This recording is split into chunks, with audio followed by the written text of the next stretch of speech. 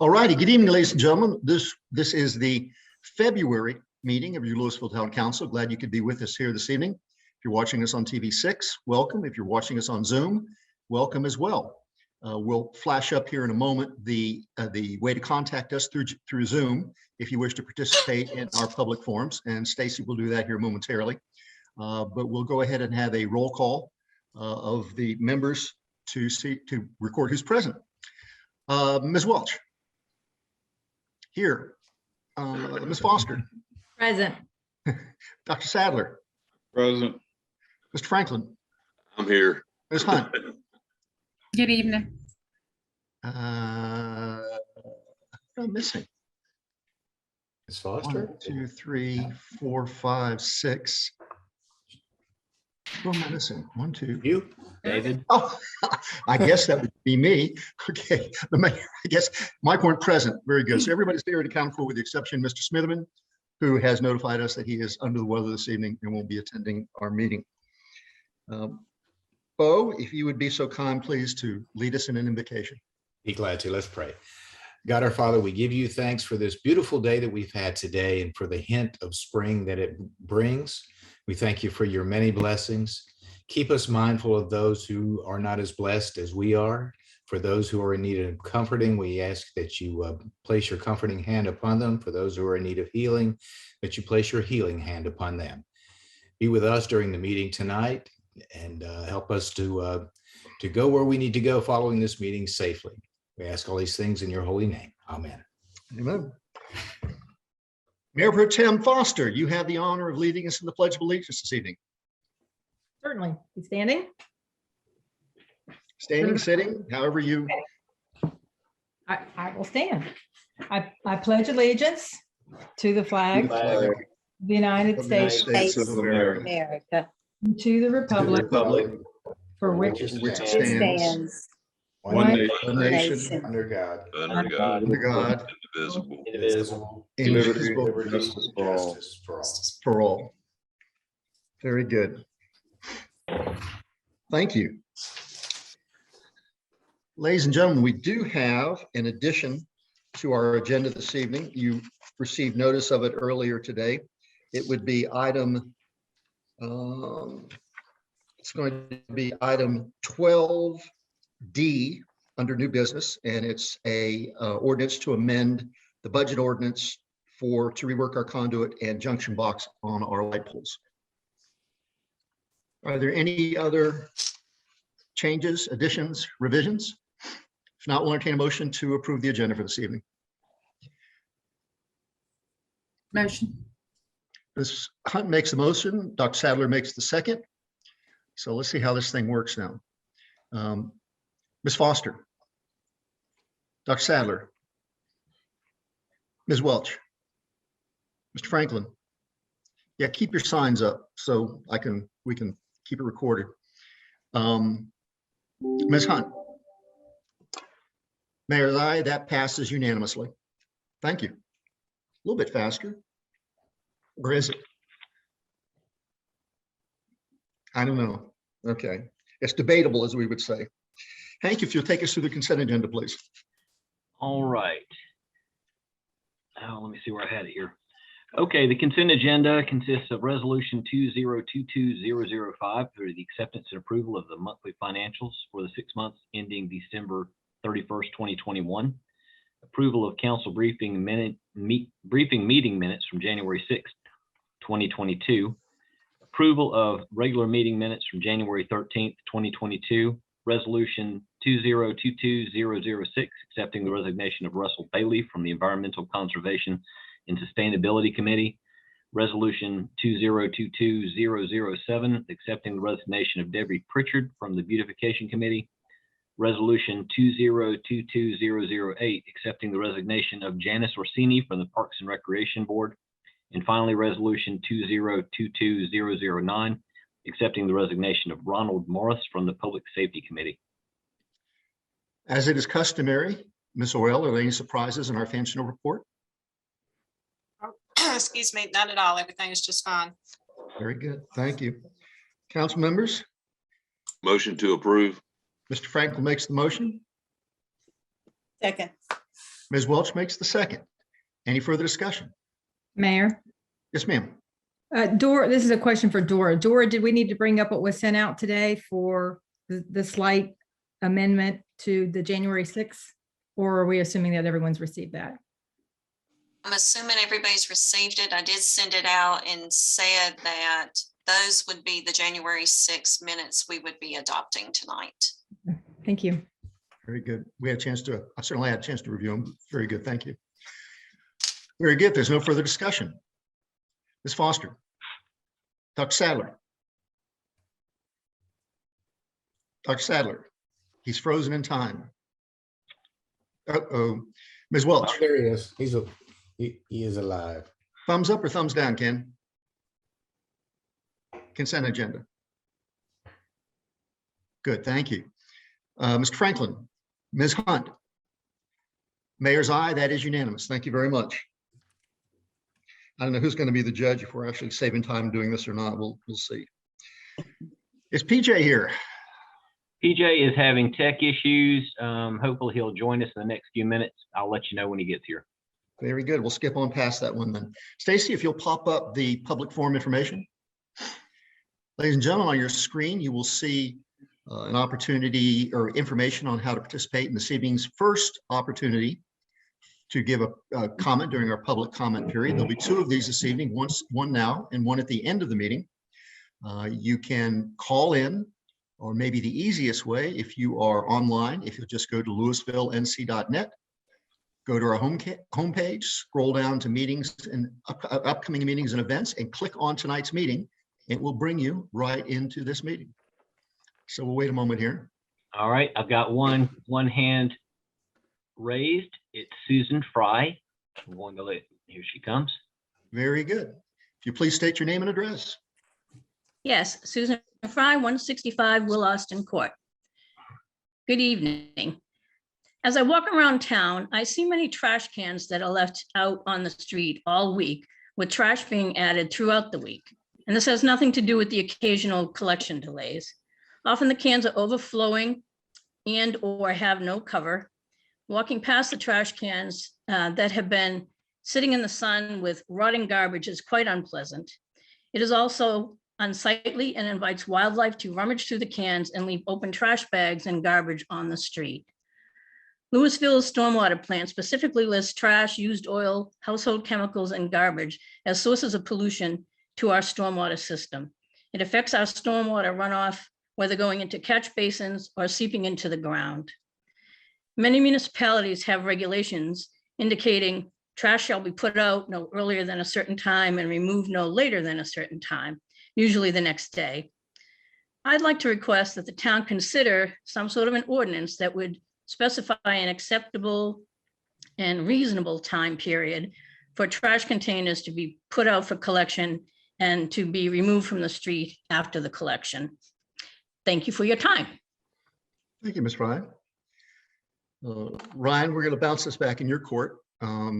If you will take a look at the information that we put out about putting out trash cans and when they need to come back, and if you'll try to ascertain the significance of this problem, that would be of great benefit, and you can report back to the council if that's okay with you. I'll do that. Thank you very much. Is there anyone else that wishes to speak? No one else is in attendance wishing to speak. Very good. Thank you, Stacy. All righty. We have no appointments this evening or site plan approvals or evidentiary hearings, public hearings, technical reviews, annexation requests, unfinished business. However, we do have a number of new items tonight. Dora, I believe you have the first one, which is our Shalford Square Clock Tower inscription. Yes, sir. Staff has developed a proposed policy for the Shalford Square Clock Tower inscription. The proposal states that the names of a deceased Town of Lewisville mayor or council member may be placed on the clock tower if that individual has served at least 10 years as a council member and or a mayor, and those could be consecutive or non-consecutive years. And this also pertains to individuals who served on the interim town council. Very good. Council members, we did discuss this at briefing and we wanted to take a little time to digest it so we could arrive at a discussion this evening and a result. What's your thoughts, please? Mr. Franklin. I'll lead off.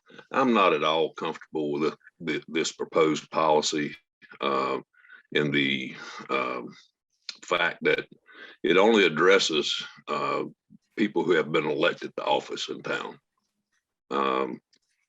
As we all know, there are folks that have contributed a lot to this town and are continuing to contribute to our town, that someday it may be appropriate to recognize those folks. So the way it's currently written, I just absolutely cannot support it. Mr. Franklin, make a suggestion on what you might support. Okay, I'd like to have further discussion, Mayor. I mean, quite frankly, I just think it's too restrictive. I mean, I've got some examples in my head. I'm just not prepared to share those tonight in this forum. I'd love to have a conversation with you and with other council members independently, so to speak, and even with staff. But I'm just telling you, I can't support this one is all. Okay. Council members, any other thoughts? I would agree with what Councilman Franklin had to say. Certainly coming off of our discussions of the importance of board and committee members. I think he articulated my feelings as well. Thank you, Mr. Franklin. Ms. Hunt. My thought or concern was around the 10 consecutive years. I just thought that was a long period of time for an individual to serve in any capacity and not be formally recognized. So that was really my concern. And I do agree with Councilmember Franklin and also what Ms. Foster said regarding the boards and committees. Okay. Ms. Welch. Yes, I'm in agreement as well that the proposed description at this point is too limiting, especially when you consider some of the boards and all that people have served lengthy years on. So that's going to be tough to fine tune it as to how many years. Is there any way we could discuss it as names were proposed, and then maybe have a private voting? Ms. Welsh, I think when we discussed this earlier, what we were trying to get away from is all the subjectivity that we have into it, because we wouldn't want to have someone question why you said yes to one and not yes to another when there was absolutely no ulterior motive involved. So what we were looking for is something was measurable and definable for somebody to be recognized and hold a standard up for everyone if possible. Yeah, I do understand that. At the same time, when we're making board appointments and all, we vote privately on that, although it can be looked at later. We can certainly open up the list for more than just the town council. That's certainly easy enough. It just gets a little muddier when you start talking about specialized contributions that are of the subjective nature, but we can work on that as well. Ms. Hunt. I know that when we do grants for the town, and also when we do boards and committees, there is an application process. Would it be something to consider more of an application process, maybe even creating a special committee that would review those applications? And then, I mean, you're probably not talking, but every couple of years, maybe that they would have to do, a committee would have to do something of that, but maybe institute a similar process that we have with our grants and a similar process that we have with our boards and committees currently, using application and approvals. Sounds reasonable. Council members, what are your thoughts on that? Do this by committee with a recommendation to the council? I see heads nodding. Well, let me understand clearly now. What is this consensus about? I'm sorry, Mayor. The consensus is that we want to open it up to more than just elected officials. I think the consensus is we don't want to have this time frame of 10 years. We may want to think about having some adjustment to that. And I think staff needs some direction from us on that particular thing. I believe Ms. Hunt suggested that the potential, there would be a nominating process if someone felt that somebody needed to be nominated. Hopefully, if somebody dies, there'd still be somebody around to nominate them to be considered for inclusion. I mean, that is a real issue, be included and considered.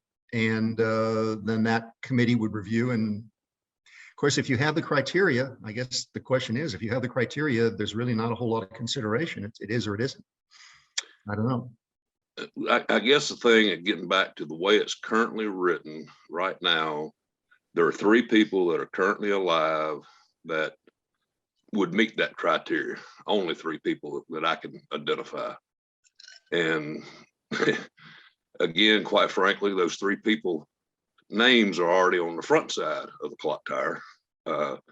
And that's how restrictive this policy is currently written with the 10-year piece. So I think we definitely need to go back. We definitely need to broaden it to allow somebody that may have been a scoutmaster for 40 years to a local troop or something, those types of things. And I don't know how we get there, but that's where I'd love for us to get to, so that it recognizes folks that have truly contributed to Lewisville. Okay, so Mr. Franklin, you're suggesting that we expand this beyond people who have served the town directly, either as a board, committee, or an elected official? Not necessarily, Mike. I'm talking about folks that have been actively involved in their community, be it through the civics club, be it through the local scout troop, be it through whatever it may be, service as a volunteer in the fire department, whatever may be deemed appropriate at some point down the road, that it would truly qualify them to be recognized on a memorial at our town square. Is all I would love to see us get to where we can do that, and have something that will guide us to there, that doesn't open it up to just anybody, so to speak, and all, which I recognize is the downside of it. But that's where I'm coming from with my argument on this one. And I don't know, since it's on our agenda, I'm sorry, I was going to say, since it's on our agenda, if it's appropriate, if it needs a motion to table this issue until a later date, I'll make that motion. And Bo, you can chime in on that. Well, I'd like to have just a little more direction for staff if we can, because Okay. right now they're kind of floundering and we need to provide a little more direction for them. Dr. Sadler. My suggestion would be that we, as individual council people, submit suggestions as to what we think ought to be in the policy, and then see, to what extent we have any agreement, and then go from there. I think there does need to be some time frame associated with service and the level of involvement in the town activities, like chairs or vice chairs of committees or something like that. But anyway, my suggestion would be that we all just submit what we are thinking about in terms of recognition, and then come back and try to finalize this thing. Council members, how do you feel about that? Seems to make sense. Very good. If you will, thank you, Mr. Franklin. I don't think we need to vote on it. I think we can just go ahead and say, if you have any guidelines that you want considered in this policy, shoot it to Ms. Moore. She will collate, and we'll bring it up again in March, I would suspect. So please do this in the next week or so, and that way she can begin to pull that together for our March briefing. That work for everybody? Mhm. Thank you. All righty, Pam. And Mr. Sergeant Stringer is present. It's PJ. Very good, PJ. Good to see you. Hey, can everybody hear me okay? I had to step out to the car. It seems we're having internet troubles at our house this evening, so sorry for the delay. We got you. So we're starting a new year with the spreadsheet. 531 calls for service for January. It didn't add. I'm sorry. I apologize. Hank, that's my fault. Okay. I'll get that updated and send it to Dora tomorrow so she can add it with the minutes. Okay. What we're looking at, our calls for service was 531 for January. Hank, if you go ahead and pull that up, Hank, so we can compare to 2021 Okay. while PJ is reading them off, because Yeah. we can follow it that way, I think. You want the same spreadsheet? Yeah, that'd be Yeah, I fine, think- because it Okay. showed the 21 numbers. There Here we you go. So we were down. We were only at 531, and we were at 700 this time last year. 258 security checks compared to 408. Our traffic arrest or traffic citations were at 26 compared to 50 last year. And then our alarms, pretty close, 15 for the month of January and then 16 for January this time last year. And then our response time are still running about 5.5 compared to about 5.2. So I do apologize again for that spreadsheet being blank. Whenever I sent it, I guess I clicked on the wrong link because trying to get everything organized for the new year. So I did want to mention for this month's safety tip. So I've been speaking to some driver's ed classes kind of in the afternoons. And it seems, and I don't know if y'all have noticed, have you noticed the increase of people pulling to the left side of the road when they're stopped by law enforcement? So again, stress to your family members and to your young drivers, always pull to the right, even if they're over in the far left lane. When they get pulled over, signal. It doesn't matter if it takes them a mile. Pull to a safe location, get off to that right-hand shoulder, because when they go to merge back in traffic after the traffic stop, or if they're disabled, it's going to be much safer for them, for tow trucks. And typically DOT designs those roads to be pulled off to the right. So just wanted to mention that to everybody, and I hope everybody has a good rest of the week and a good weekend. Very good. Any questions for PJ? Dr. Sadler? Thanks, PJ. What is a safety check, a security check? I mean, I don't remember what that is. So a security check could, Dr. Sadler, is if somebody calls in, it could be a number of things. If we get a speed complaint in a certain neighborhood, so lots of times Ms. Moore may get a complaint, or they come into town hall and they say, hey, we seem like we've had a little bit of an increase in people maybe running a stop sign or speeding in the neighborhood. Or it could be something as, hey, we're going out of town, or we've got some family members that are staying there by themselves. How about keeping a check on it? So we'll go sit in the area, log a security check. It's kind of like a self-initiated activity to show that we're out in the public and conducting these things. Any other Yes, sir. questions for PJs? Ms. Foster? Just a quick, PJ, those first 3 line items were significantly down from last year. To what do you attribute that? I really don't know. I mean, it could be a number of things. One thing is, too, we've had some bad weather, so that typically will keep people home. That'll make traffic stops. We don't get out and do traffic enforcement. We're in survival mode. So a change in the weather can have a drastic cause in that. So it's just a number of factors. Very good. Anything else for PJ? PJ, I understand Travis's last day with us was a week ago, last Friday. Yes, I'm glad you mentioned that. That's right. We lost Travis. So me and Travis, let me give you a little bit of background. When I went to Clemens as a corporal, me and Travis worked together since about 2017, 2018. And then when I come to Lewisville, I told him how great it was and convinced him to come over to Lewisville. So we have worked side by side for several years, and I'm sure we've made many memories with town staff, and so we're going to miss him. But Travis got a promotion to corporal. He's going back to the street. So I've actually got it in my phone to send him an email at like 2:00 on Saturday night and 2:00 in the morning, because he's going to be working night shift. So I'm going to ask him if he misses Lewisville yet. So Well, we did get a new deputy. He started Monday, but we're going to give him a little time to get his feet wet. I'll be bringing him to town hall to introduce him to town staff tomorrow, and maybe at next month's meeting we'll have an introduction formal, and I think you'll be pleased. So we always try to surround ourselves with people that are going to be community related, and so that I think we're able to continue that tradition. So PJ, I know. PJ? Go ahead, Ms. Welch. Yes, PJ, could you tell us his name in case we run into him and at least know his name? It's Deputy Bodenheimer. Not he is Bodenhammer, not Bodenheimer. Al Bodenhammer. Okay. Bodenheimer. He is probably 23, 24 years old, getting married in May, and I'll let him finish telling you the rest. So That's great. I told him in light of getting married that we could take him out and back, beat him to death. It'd be a much quicker death, but he didn't like that idea.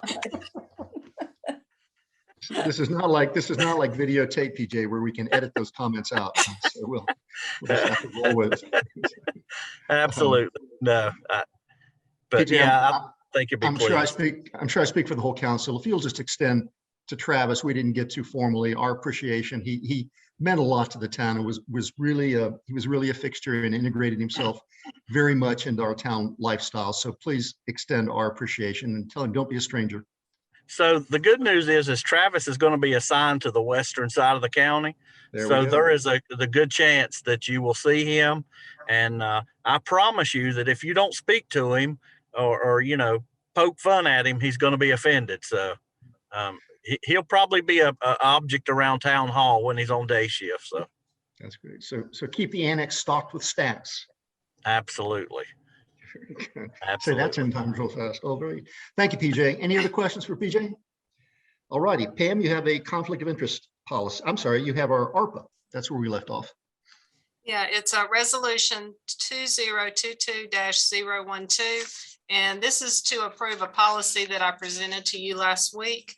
The name of the policy is Policy for Allowable Costs and Cost Principles for Expenditures of American Rescue Plan Act, Coronavirus State and Local Fiscal Recovery Funds by North Carolina local governments. And as I said, I did present this last week and you've had a week to look at it. Does anybody have any questions? Dr. Sadler. So we're not approving. I think there was an addendum with it that gave examples of how the monies might be used. We're not approving that, right? That's correct. This is strictly just a policy. Whenever we do choose what we want to spend our money on, we just want to make sure it's in compliance with this particular policy. Okay, thanks.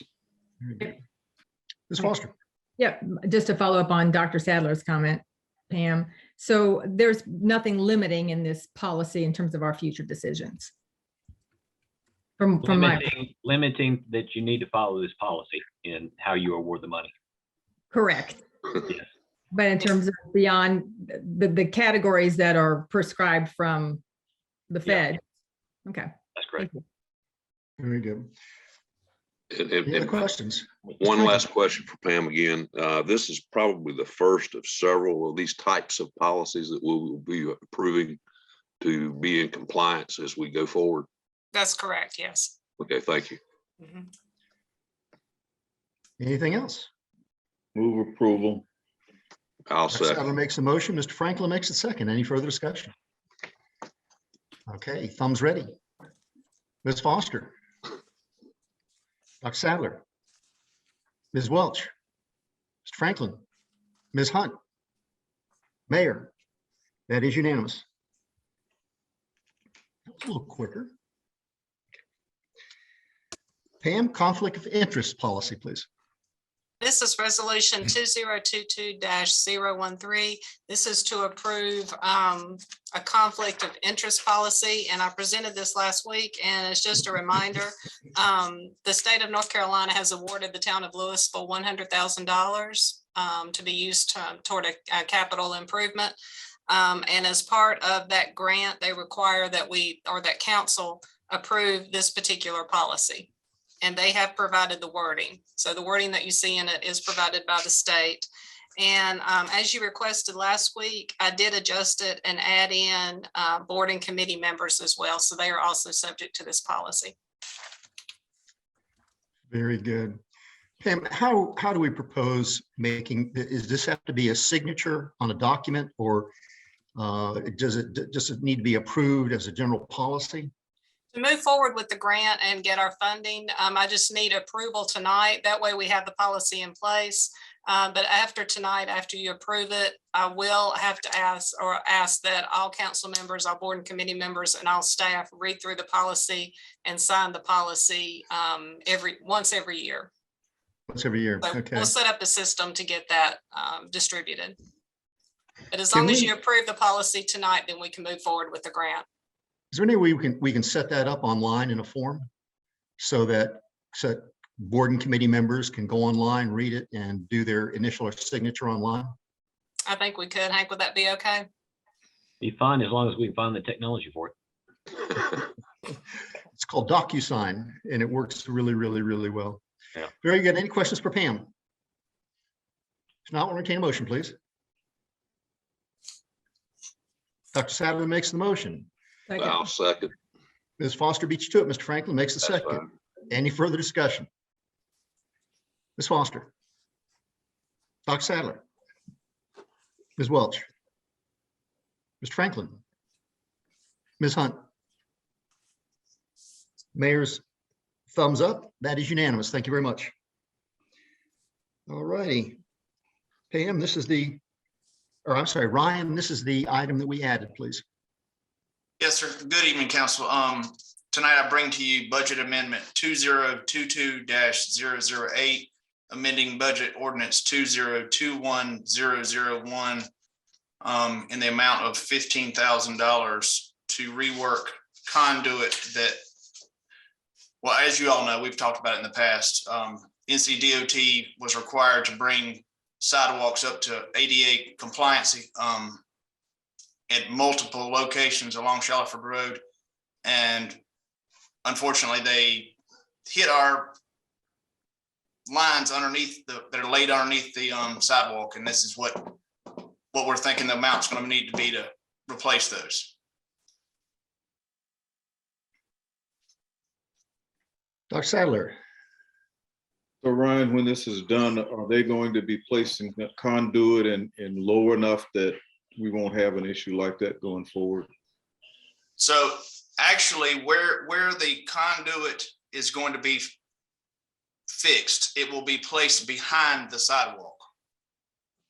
So it won't, and in those areas, it will not happen again. I wish we could alleviate that altogether, but you know as good as I do it, it would take trenching the whole length of Shallowford Road to fix what should have been done in the first place. We do and we learn. Ms. Welch? Yes, Ryan, Mhm. so the state doesn't take any responsibility financially? Did they not know that the conduits were there? They did know. In fact, the only reason they gave me no fair warning that they were going to be on site, they actually showed up, the subcontractor showed up to town hall one day and asked me if there was a place that they could put the spoils from the sidewalk. And I told them there wasn't. Asked them, at that point, I let them know the concern and where the lines were. And I think they did about as good as they tried their best to not damage the lines. In fact, there were 20 plus crossings and there's really only 5 that were damaged. Mhm. But did they not initially install them? I mean, why is it our responsibility? No, the town actually installed them. The town installed them many years ago, and for whatever reason, the contractor laid the conduit on top of the ground, and then they poured the sidewalk on top of the conduit. That's why we're here tonight asking for this money. Franklin? I lost my train of thought there listening to Ryan. I'm trying to understand this right now. So you're saying that we're not going to tear up any new concrete. We know where we need to tie into these 5 locations. And basically any to get down to the posts themselves, any new conduit will be run on the backside of the walk line. I mean, I'm just trying to picture in my mind how it's going to work out, you know. Right. There's and the multiple, impact it may be. yeah, there's multiple locations where the contractor actually went beyond their scope of work. I mean, they tried to work with me, and where they did damage the line, they made 90s in the conduit. And so there, it goes behind the sidewalk. They're gonna, whoever we hire will put junction boxes and then tie the conduit together. There may be some instances, I hope there's not, but there may be some instances where they've already poured the sidewalks back, but there may be some instances where that conduit is stubbed out behind the sidewalk. They attempt to fish that line through, and there may be another break farther down, and we'll have to come to that as best case scenario. There won't be any of that, but it could happen where there's a break that we don't know of. Thank you. Overall, I think I understand what you're asking for right now. And I want to clear that up a little bit. So Okay. Sounds like a good plan. The only, now I remember what the question I was going to ask was the lines actually like you locoed at some point in time, so they really knew. I mean, you probably knew where they were at anyhow, but I did, and surprisingly, ULOCO actually, I'm going to share my screen. I apologize, I hadn't already done this. Hold on. Can you all see that? No. Here we go. See it now, okay. So this is a perfect example of what happened. So the contractor actually laid the conduit on top of the ground. And in this instance, the conduit floated up into the sidewalk. So there's really no way when you go to bust it to not damage the conduit. I'll go to the next picture if I can. Well, okay.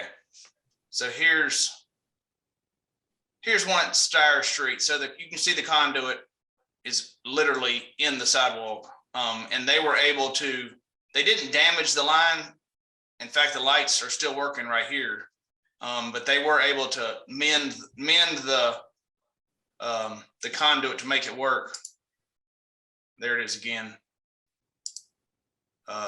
This is what they had to do. I mean, they really tried to work with us because they used a jackhammer.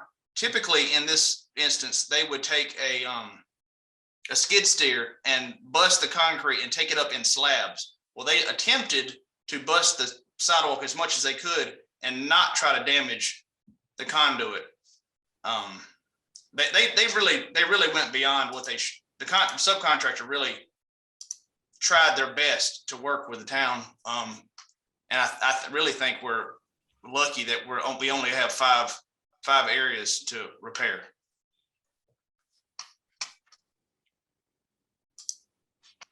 Any additional questions for Ryan? I think it's probably worth noting, Dr. Sadler, you were on the council at that time. Mr. Franklin, you may have been too. I'm not sure if you were, Ms. Welch, but this project was engineered professionally, and it was supervised by a construction engineer for the project supervision. And I don't know if process or procedures have changed since then, but you know, the town did what professional engineers recommended us to do, and it was supervised by engineers. So I guess just be wary of engineers' recommendations. Very good. Very good. Any other questions for Ryan? If not, we'll entertain a motion, please. So moved. Mr. Franklin makes the motion. Ms. Welch makes the second. Thumbs ready. Ms. Hunt. Ms. Foster. Dr. Sadler. Ms. Welch. Mr. Franklin. Mayor's aye. That's unanimous. Thank you very much. Hank, we're into administrative reports. Okay, let's see. We don't have anything at Shelford Square or Town Holidays coming up in February. For manager's report for Part F, this is just to remind everyone, we still have Part F meetings coming up. We have meetings on the 14th of February, 17th of February, that's 2 the same week, Then moving forward into March, we will have another one on March 14th. All three of those are by Zoom. And then a little bit later in March on the 17th from 6:30 till 8:30, we are going to have an open house in person at Mary Alice Warren Community Center. We will be in the Vienna room, and that will be one of our last public hearings or public meetings for public input. And hopefully by that point, we'll be wrapping things up. That's it. Oh, I do have some dates here that just came up today. We have some proposed times for the re-advertisement of the Gateway project. We're going to shoot for an advertisement on Sunday, February 20th, with a pre-bid meeting on the 8th of March, with the bid opening coming on the 24th of March. And then that'll bring us into probably around the end of the month, where we'll have some bid tabulations that will be ready for concurrence with the DOT. I have asked a question of the engineering firm on where we fit the town council for what you need to do contractually in there. I'm anticipating that's going to be in your April meeting, though, at one of those spots, but we'll let you know more precisely as we move forward. We have here now is concurrence with the DOT happens on the 14th of April. So it looks like after that, we'll end up having contractors. Cross your fingers, we'll get somebody that's going to give us a good price, and we'll move forward and have this thing going by mid to late April. Then moving forward on this, the only other thing I'll do Hank, is one quick question, Hank. Yes, What are we doing differently than we've done in the past to increase the chances that we're going to get some bids? We, in this time, I think when we talked to the engineers today, they have made some changes that they felt were favorable to the engineering firm or the contractors for, I guess, the second time or the third time on when they went out. And I guess when they figured they talked to the contractors that had been involved, they had seen the advertisement and didn't bother to look at it for the sake of examining whether or not anything had changed. So this time we've got the contact information for all of those people who, for whoever they were that expressed interest in the contract, that we're going to send individual correspondence to them, let them know affirmatively what we have done with the contract terms that hopefully make it more attractive to them. Thank you. Okay. Then in moving forward for the roundabout project, we've identified the 16th of March. I think that's a Wednesday. Stacy, is that right? All right. This is going to be by Zoom from 6 to 7. We're going to schedule a public officials meeting that is going to be under separate Zoom, I guess, invitation for our public officials. That's probably going to end up what we customarily do with the council and boards and committees. Following that, we'll start a second Zoom from 7 to 8 p.m. That will be for the general public. This is for the sake of presenting the preliminary engineering work on the roundabout at Robin Hood and Lewisville, Vienna, and get public input and support. As a part of that project, direct mailings are going to be sent to all adjoining property owners who will be affected by the roundabout project in that area, letting them know the exact time of these meetings so that they can participate and see what's going on. That was when? I'm sorry, Hank. That's going to be on Wednesday, March 16th. Good. Any questions for Hank? Dora, thank you very much for your fast compilation of the retreat items and coming up with a plan on how we're going to address them. If you'd like to just kind of spend a second on that. Sure, I'll be glad to.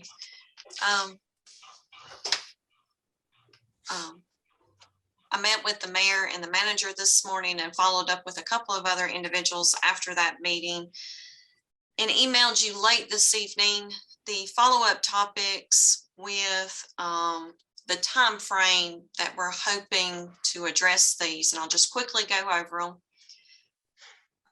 The first item was a further discussion with the Lewisville Fire Department. Our manager will be communicating with the League of Municipalities to formulate a process and how we should proceed forward with those communications. The second item is staff presenting the Part F recommendations to council, which we will be doing at the March briefing. Third item was staffing needs to be discussed more at budget time with more clarification on the proposed positions. The fourth item is staff is working to improve the agenda process. And we've already begun this process and we'll continue monitoring and evaluating it through the next several months. The next item was further discussion of staggered terms. And our manager will be communicating with the Piedmont Triad Regional Council of Governments about potential facilitation on how to move forward with this as well. The next item was that Mayor Pro Tem Foster had shared, she had some School of Government materials to share with the council by March, I believe. Is that correct? Okay. And then the next item, I don't have a time frame on this, that Mayor Pro Tem Foster would share an inventory assessment for the boards and committees project for town council members' skills and interests to be matched with the board and committee's project task. And we'll Same time frame. same time frame. So sometime in March, she'll get that to you. The next item was to determine if there's a need for a joint land use planning session between the town council and planning board, and if so, to determine the meeting goals. Our planner will be speaking with the planning board to determine if there's a need for this meeting. And if the planning board feels that there is a need, purpose and goals of the meeting will be set by the planning board. The next item was to look at the current facility uses, potential reuse of current facilities and future facility needs. And the goal is to have staff sharing information with council by the June briefing. The next item was to look at land acquisition in relation to the park and comprehensive plans. And at the March briefing, we are going to ask council to help develop a direction for the Parks and Recreation Board, to help develop direction for the Parks and Recreation Board to look at dog park and land acquisition. The next item was to determine the town's communications plan and how do we resolve communication concerns. And we just have noted that the manager has a list of those issues and will determine how to address those. And the last item that we have on the list was sustainability goals. And what we have done is pulled resolution 2021-051 that is titled the goal of 100% renewable energy by 2050, and look at how we need to start implementing aspects of that resolution. So that's the quick overview of that. Does anybody have any questions or anything?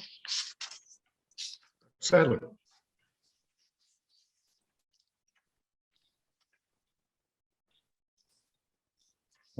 During the retreat, I guess my recollection of the staggered terms issue was that the vote was to continue discussing it, not to move forward with a plan.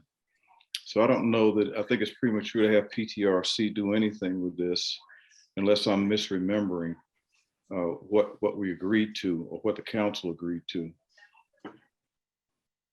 And I think what we were trying to accomplish there is by bringing the PTRC in to facilitate this, it wasn't necessarily how to move forward with it, but it was a discussion on whether to move forward, and if we were going to move forward, what shape that would take. So it really is to facilitate the discussion rather than us trying to discuss it ourselves. Have an impartial expert, I'd say expert, somebody who is familiar in this particular subject matter, guide us through the discussion. So they're really, I'm assuming that they would be just a resource. They're not really, I mean, when I hear facilitate, it suggests to me that they're trying to lead a process versus someone who is in a resource role is just there to sort of answer questions about things that come up during the discussion.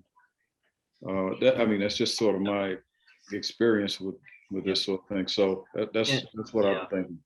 Kim, what we were trying to aim for is to get somebody who didn't have a dog in the fight either way, just to be, like you talked about, a resource to talk about the issue with us. Well, and you know, one of the discussion points that came up this morning is, should any of the council really be engaged in that discussion? Should it not be a group of residents and citizens to bring that outside perspective in? I know we all have feelings about that. So should we not seek some type of community input, whether there's even the will to move forward with this, and if so, why? And to do that, to have, and again, I'll say it's a facilitator, Ken. It's really, the goal of the facilitation is not to tell us how to do it, but rather to guide the group in their discussion to make the determination if it's something we want to do. And if that's something the citizen group wants to do, how we would go about doing that. And then it comes back to the council to make the determination if we do it or not. Yeah, so then the process, if we're going to use a citizens group, then at least for me, there's going to be more thought around how we identify who those people are. I mean, I'm not opposed to that. I mean, I think citizens ought to be involved in that process, and broadly so. So anyway, I don't want to belabor it. I think that, you know, if that's the will of the council to use somebody like that, and then to have a citizen group, then we've got to talk about the citizen group and what it'll look like before we even get anybody else, in my view, before we bring somebody else into the process. Ms. Wallace. Yes, you have to refresh my memory. I know that I had put that item on the agenda before this very council, either last year or the year before, and there wasn't an interest in changing it. And I'm still grappling with what has changed since then. And did we take a vote that we did want to study it further? Yes, ma'am, you did. It was 4-3 at the retreat by consensus for moving forward with discussing the issue. Okay, yeah, I'm just perplexed as to why all of a sudden, you know, with this same group of council members that now that wants to be studied, but because, you know, I brought it up before and we had discussed it in retreat. Yeah, all I can say is that it was discussed at retreat, and by consensus on 4-3, we decided to push it forward for continued discussion. Jane, Ms. Hunt. I believe Ms. Foster was prior to me. I apologize. No. I believe I also listed at this past retreat, Jane, and that may provide you some reference. When we had discussed it in a prior retreat, my recollection is that it had further action item on there for staff to get to finish following up with us, and that never occurred. So I re-brought it up on this at this retreat, and that may answer your question as to why we rediscussed it again. And then that's when I looked up stuff from School of Government, since it had not been presented to us from staff. Thank you, Melissa. Yeah, I couldn't recall, you know, why it didn't go any further in the past. So that's helpful. Thank you. Ms. Foster. Thank you. So for several things. Number one, I want to thank Dora and you guys for having the discussion, because I love the focus on trying to pull the kind of hot top highlights coming out of the retreat. I think that's important. That said, what I was expecting and reading your email this afternoon, Dora, like you said, it came out late, 3:42. I just started reading it just before the meeting. It's not all inclusive. Number one, there are some things that I recall per my notes that were referenced that weren't referenced there, and a couple of things that are written aren't consistent with what I recall, similar to what Dr. Sadler said. What would be helpful to me is, although I love the actionable focus, getting the minutes first to be able to have us all sort of go, yeah, what was discussed and what do we recall, and compare that to notes and even the Zoom broadcast for those of us who want to dive in that deeply, and then decide what actionable items are coming out of there. So I think we could kind of do both sort of simultaneously, but I know I need a little more detail, and I've got some feedback on this list that I would like an opportunity to provide before it's sort of solidified.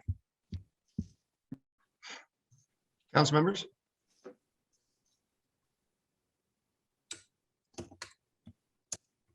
So let's see where we are. We're dead in the water, correct? Until we decide that we want to move forward again. Ms. Foster, how help me understand a little bit about you would like to get the minutes of the retreat, review those along with your notes, and then I guess at the next council meeting or the next briefing, you would have a summary of what you believe should be added to that action list predicated on your memory and your notes. No, that would just be me as one member of council. What I'm suggesting, and I think it's reasonable, retreat was less than a week ago, but I think it's reasonable for us to possibly get this feedback prior to the next town council meeting, because this material feeds the budget process and the manager's message and all of that. So I understand the timing of it. But for me, I would just like to be able to have the minutes, to have an opportunity to review these action items for each of us to kind of go through and say, hey, what did we forget? What did we miss?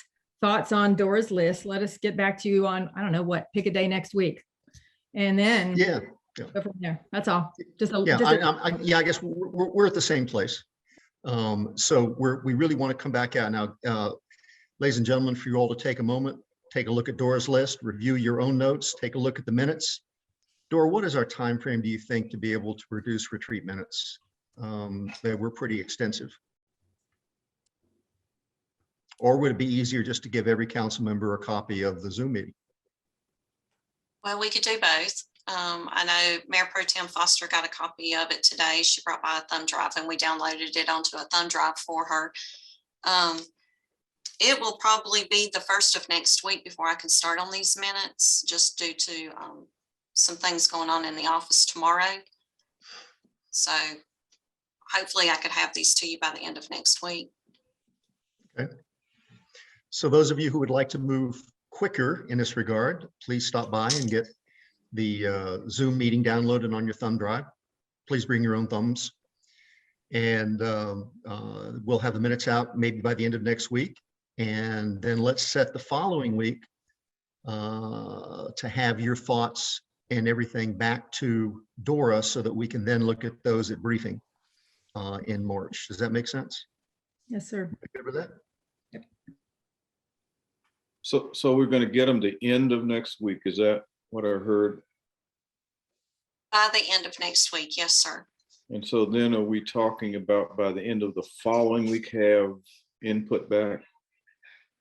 That would be if that's doable. Yeah, I think it is. I just wanted to make sure that the dates were, we were in agreement on the dates. So the 18th will have the minutes, and then the 25th would be when we would be expected to have our input in. Yeah. And if, and Ken, if something comes up and Dora gets stuck on a project during the week and it slides till Monday or Tuesday, we'll adjust the turn back date accordingly. That's fine. Yeah, that's fine. Council members, anything else? Yeah, I wasn't trying to lock her into dates. I'm just trying to make sure I was clear about what our targets were. Yeah, I think the goal is to have something ready at the briefing for March so that we can then get all these projects or get all these things on track. Very good. Thank you, Ms. Foster. Anybody else? All righty. Hank, you have our approvals from our briefing. Yes, we had ordinance 2022005, and this was approving amending budget ordinance 2021001, an amount of $15,000 for community policing when Forsyth County Commissioners approved an across-the-board raise for all county employees. We also approved ordinance 2022006, amending budget ordinance 2021001, in an amount of $50,000 for our snow and ice removal. And then the third, we had approval of the letter of support for U6154, Lewisville, Vienna Road and Robin Hood Road roundabout. And lastly, we approved ordinance 2022007, amending budget ordinance 2021001 for HVAC preventive maintenance for the Mary Alice Warren Community Center. Thank you, ladies and gentlemen, for you watching at home. During our briefings, which occur the first Thursday of every month, we occasionally have a need to approve items. And when we do, we report those out at our regular town council meeting, the second Thursday, as we've just done. We want you to be aware of, for those who maybe weren't able to join us for the briefing, we want you to be aware that we did take some actions and we wanted to report them out at this meeting. We're now at the second opportunity for public comment. Stace, if you'll pop that up, that you're way ahead of me. You're reading my mind, or you're just quicker than I am. We can talk about that one all day. So, ladies and gentlemen, this is the second time opportunity for you to address the council. This is our chance for you to speak your mind and for us to hear what you have to say. The telephone number is up there, and you would have to also copy the webinar number, the passcode, to be able to get in that way. The easiest way, obviously, is to go to our website, lewisvillenc.net. Scroll down, click on upcoming meetings and events, and click on this evening's meeting, and you will be brought right into this Zoom meeting. Give it a second or two. Hank, do we have anybody who wishes to speak? No, sir. We have the same people as we did the first time. No hands up. So you're using plural now as opposed to singular. Well, actually, people is Ed TV downstairs too. So we have two people. Very good. Okay. Excellent. All righty. You can also submit your comments in writing. We'll be glad to accept those, and those can go to town clerk at lewisvillenc.net, town clerk at lewisvillenc.net, to shoot us an email with your thoughts, and we'll be glad to hear from you that way.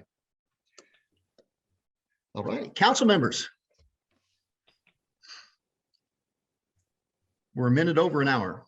So don't be afraid to get done in an hour. Any comments? Hey, I've got to. All right, go ahead. I do it. Number one. So first of all, truly the retreat, I appreciate everyone and everything, the process that was utilized, the input, the care package. I think everyone did a great job, and I'm really appreciative, and I certainly look forward to having a great process like that next time. That said, there were accounted 44 asks of all the individual council members of things that we were hoping would be discussed on the retreat. And then you all in your wisdom went through and kind of ranked and assessed based upon who said what. And we landed on 20. So as Mayor pointed out, when he was first looking for us to provide information, the idea was to use my term, deconstruct. You know, there are things that we can follow up with throughout the year. So just something for you all to be thinking about. I know I'm going to be probably sending some ideas on how to take the rest of those things that were important to many of us individually, at least, and in figuring out how to possibly leverage those without overtaxing in any way. So that's all I have to say about that. Is that all right? Very good. That'll be your suggestions to council that we might want to consider those as well, correct? Maybe. And Maybe. then finally, the other thing is, I just want to make sure you guys understood what Dora had referenced. What I was looking for was, you'll get an email indicating a request for you to share your skills and interests so that we can know how to match your particular interests with some of the things that the work group will be attacking. So that's where that item was coming from. So thanks in advance for your feedback. And that was our offer to you to help you out through the process. Very good. Thank you. Council members, any other comments? Two quick ones. Number one, I don't know if you all have been by our lovely Mary Alice Warren Community Center, but it is busy. And we have lines of people waiting to use it. And we're going to have Parks and Rec is going to be taking a look at how to prioritize and maybe take a look at our nonprofits and make sure that we're exempting people in the proper way. And there's some rhyme or reason for doing that. But it is very exciting. I drive by there every night when I go home, and it's very exciting to see the lights on and the parking lot full, and our vision, our dream is coming true, which is really very exciting. Dr. Sadler. I did provide some input, and I was just wondering with regard to the policy on non-exempt, exempt organizations. And I'm just wondering if, first off, if that's helpful, and then others, if others would want to do the same thing, so that we can quickly resolve this issue Was tonight the night we were going to establish a moratorium for new organizations, or did we do that at the briefing? I can't recall. I don't either, Ken. Bo? I'm going to go back and look at my I notes. think we did that at our briefing last week. I thought we did too. Yeah, that's what I'm recalling. Okay, so we already have a moratorium. It is was that- put the brakes on it, let Parks and Rec take a look at it, come back next month with their report. Okay, so March we'll be taking it up again. Yes, sir. And so right now we're on hold in terms of approving any groups that are currently in the hopper. That is correct. And in the interim, we did have a fourth group submit. So we've informed them of what's going on as well. All right. And I guess the way it happens now is the group specifically, at least the one we're talking about last week, specifically requested the use of the new community center, can redirect folks to the facilities that we think are appropriate for them to use as well? Or is that something that Parks and Rec's gonna think about or not? What type of facilities would we be directing them to, Ken? What do you have in mind? Well, like the G. Galloway Rentals, for instance, away from the Mary Alice Warren, something like that. I Well, mean, I our don't know. policy about the exempt has to do with all of our facilities. Right, List. right. But what I'm saying is a rewrite going on. So in that process, I mean, I guess it's wide open. We consider whatever we want. I'm just asking if we ought to think about directing some unless we're going to shut that facility down, mothball it or something. Then it might be appropriate to direct some people to there for their activities. I mean, I don't know. That's just a thought. Ken, I'm trying to connect the dots on that. One is Yeah. the evaluation of a group, whether they qualify for our nonprofit status. The other is use of our facilities. Anyone that is not on the list can certainly use the facilities. Well, when you say can use the facilities if they pay a fee or? That's correct. Everyone, Okay. if you're not on the list, you can use them, but there is a fee. Right. Yeah. So the point I'm getting to is for this exempt group that gets to use it, I guess they use it at no cost to them, right? That's correct.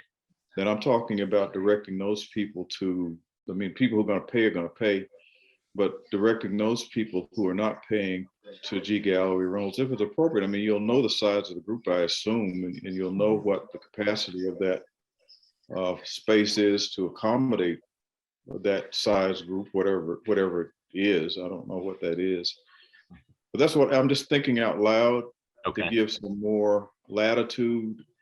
So we're not locked into everybody going into the Mary Alice Warren.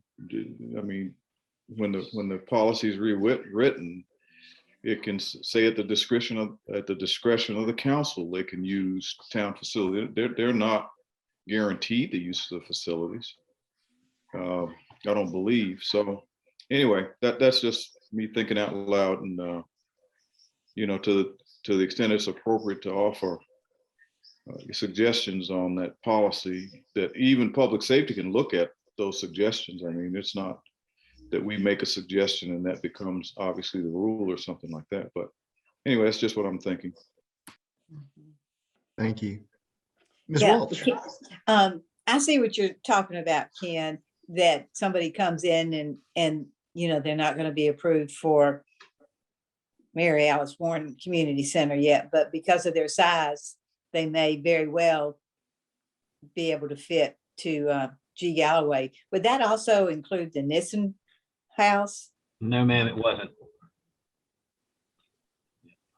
I mean, as far as you suggesting, your size of your meeting or your group, you may want to then consider G. Galloway or the Nissen house, just to keep them aware of other Well, facilities I think in that town. the point in the group is that they want to use the facilities for no cost. And we know that the Nissen House has a fee structure that is very comparable to the Mary Alice Warren Community Center. So we could certainly direct people to those types of facilities, but I don't know if it's going to accomplish the goal in which the people making the petition are aiming for. I mean, Hank, correct me if I'm wrong on this, but right now, a group wanting to use any of our facilities can choose to use any of our facilities. That's correct. And there would be a fee for it unless they're on the list. Unless they're on the list. Yes. Okay. Council members, anything else? All righty. Well, I'm going to make a somewhat subtle apology. I have tried to readjust my style for this meeting so that I would move us through discussions a little quicker and try to get us to resolve. I hope that didn't offend anybody and didn't make anybody uncomfortable, or I didn't move too quickly, but I'm trying to be sensitive to your all's comments, or a number of your all's comments, that we need to hasten our meetings a bit if we can. So if you feel that I cut you off or didn't kind of allow the appropriate time or the proper time for discussion, please shoot me an email or show up on my doorstep in the middle of the night with a 20 gauge. However you choose to do that, but just let me know. And I'm conscious of your suggestions, and I'm conscious to try to do all that I can as a mayor to move this forward. Dr. Sadler. One more thing, and then I'll be quiet about this facilities use policy. I'm on the board of Forsyth Tech, and they have some facilities they open up to the public, but they have a policy in place that's been vetted, and it might be worthwhile to look at that policy for use of facilities. That would be helpful in the construction of this policy we're talking about. Ben, can you reach out to your contact there and ask them if they'll forward us that? Sure. Yeah, I'll send somebody a note when we get off this call to get that to Hank, I guess. Mm-hmm. Yeah, okay. Very good, thank you. Council members, anything else this evening? All righty, ladies and gentlemen at home, watching on TV6 or participating through Zoom, thank you for being with us tonight. We look forward to seeing you. Our next opportunity, we hope, will be our Part F grant meeting on the 14th. We ask you to please participate in that and get your neighbors and friends to participate in as well. This is an important process that we will live with for the next 50 years in the facilities we build for all of our residents and your use.